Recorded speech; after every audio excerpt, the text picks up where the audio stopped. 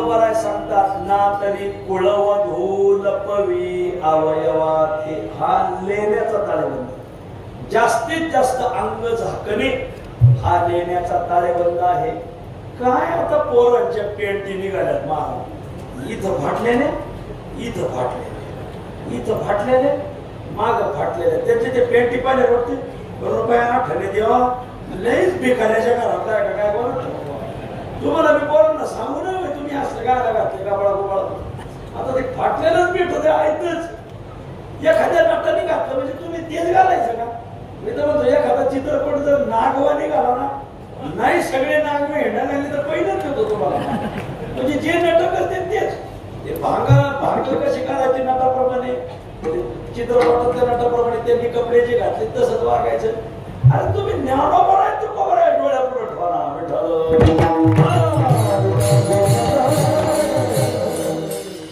लेण्याचा ताळेबंद ना तुरी कुळव धोला कवे अवयवात लेण्याचा ताळेबंद. आता अभंगाकडे या राहण्याचा ताळेबंद कुठं राहावं कुठं राहू नये त्याचा ताळेबंद आला शास्त्र. अगोदर नकारात्मक ऐका मग सकारात्मक आहे. कुठं राहू नये हे ऐका मग कुठं राहावं हे ऐका. कुठं राहू नये 5 गोष्टी ज्या गावात नाही तिथं राहू नका. सकाळी गेले तर दुपारीच निघा दुपारी गेले तर संध्याकाळी निघा संध्याकाळी गेले तर मुक्काम करू नका. 2 घास खात लगेच खाला. 5 गोष्टी ज्या गावात नाही तिथं राहू नये. कोणत्या 5 गोष्टी धर्मशास्त्रकार सांगतात. धनिक श्रोत्रियो राजा नदी वैद्यस्तु पंचमाः पंचयत्र विद्यन्ते न तत्र दिवस पोसे. एक दिवस मुक्काम करू नका त्या गावात अजिबात मुक्काम करू नका त्या गावात लगेच निघा. पण त्या गावात 5 गोष्टी ज्या गावात नाही तिथं राहू नये. काय हो धनिक ज्या गावात एकही पैशावाला नाही ज्या गावात पैशावाला नाही मला तिथं राहा. ज्या गावात सगळीच भिकार चोट काय राहायचं तिथे खायला ना खायला ना बघून दुसऱ्या कोण खाते काय तिथे राहायचं मला. ज्या गावात एकही पैशावाला नाही तिथं राहू नये. पण मला पैशावाला तर राहण्यात संबंध नाही.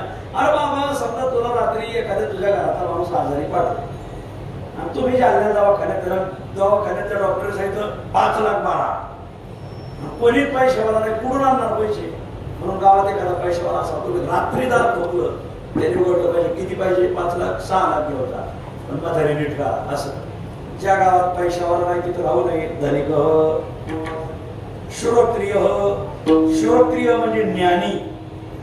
ज्या गावात ज्ञानी माणूस नाही गाव माणसं नाही पण बिंडोक गाव पायळ कमी डोहाळूच नाही नको तिथं डोकं तिथे बिगड चुमडीचं तिथे वर बघा कवडीची अक्कल आहे. गाव ना जे कधी टाळाला शिवले नाही आता ते सध्याचे कारभारी झाले कधी टाळाला शिवले पंढरपूर कोणी भागलाय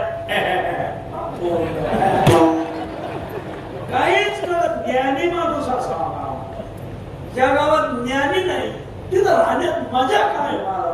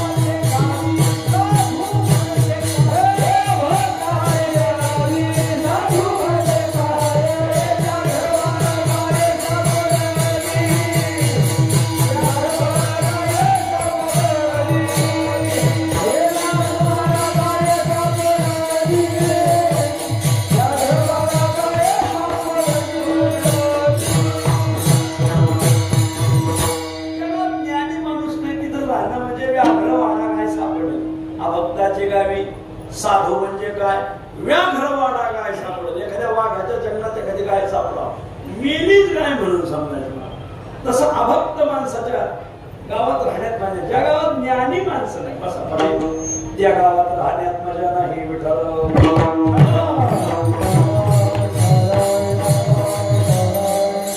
ज्या गावात पैशावाला नाही तिथं राहू नये. ज्या गावात ज्ञानी माणूस नाही त्या गावात राहू नये. 2 धनिक श्रोत्रिय राजा आता राजे काल पाहिजे आता राजे फक्त पत्त्यात भेटत पुढे नाही भेटायचे.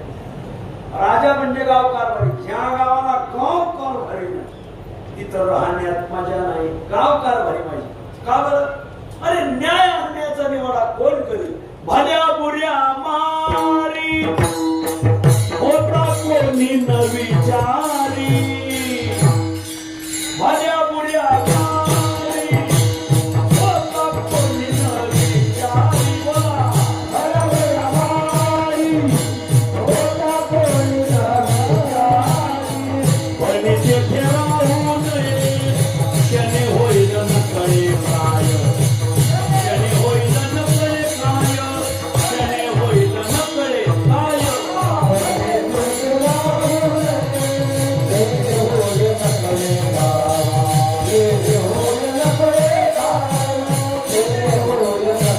काय. भल्या बुऱ्या मारी होता कोणी न विचारी. भले तिथे राहू नये क्षणे होईल न कळे काय. क्षणे होईल न कळे काय. क्षणे होईल न कळे काय. भल्या बुऱ्या मारी होता कोणी न विचारी. भले तिथे राहू नये क्षणे होईल न कळे काय. क्षणे होईल न कळे काय.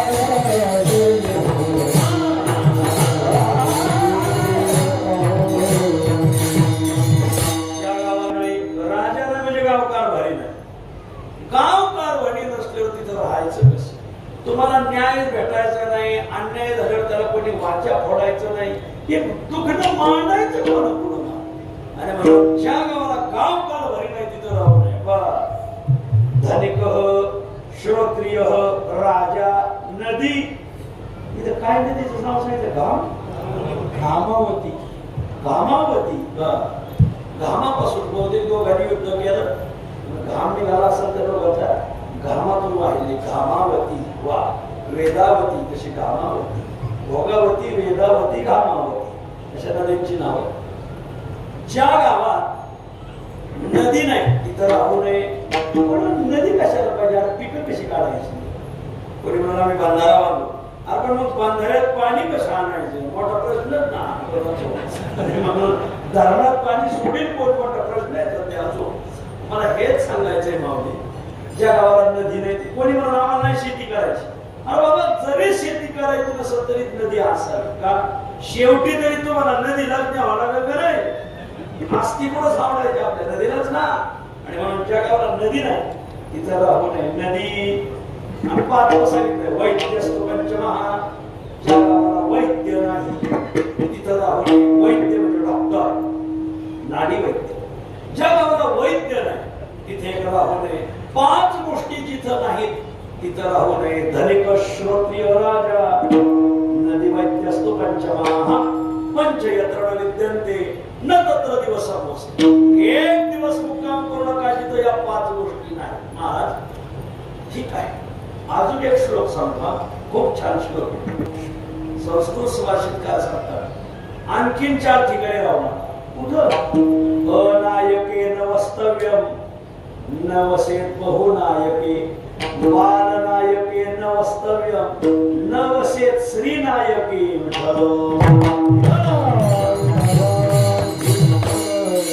अजून 4 ठिकाणी राहू नका.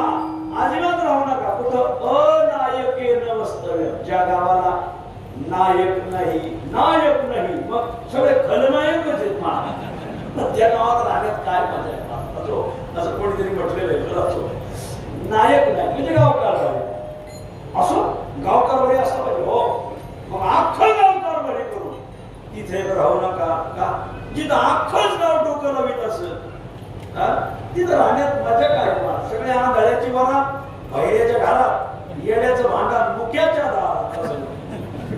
जिथं अख्खं गाव कारभारी ऐका कोणाचा मोठा प्रश्न आहे. सगळं म्हणा. एक म्हणा आंबा दुसरा म्हणा तुंबा. असं एक म्हणा पंढरपूरची फडकरी आणायची एक म्हणतो नारायणगावची फडकरी आणायची.